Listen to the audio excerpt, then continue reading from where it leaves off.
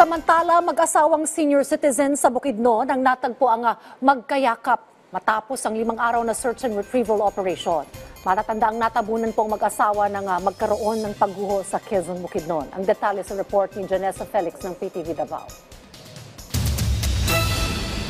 Natagpuan ang mga bangkay ng mag-asawang senior citizen na sina Ellie at Thelma Ubatay matapos ang 5 araw na search and retrieval operation. Kumpirmado na nahulog at natabunan sila ng lupa sa landslide sa Buda Road sa barangay Palakapaw, Quezon, Bukidnon noong October 18.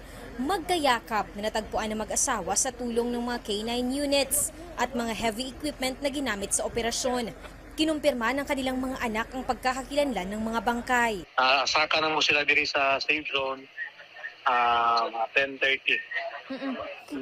Gi-identify po di personal po din nga gikumpirma sa iyang duha ka anak nga amo man ni pa-confirm ko sa ila. Samantala, tiniyak ng lokal na pamahalaan ng Quezon ang tulong sa pamilya ng mga biktima.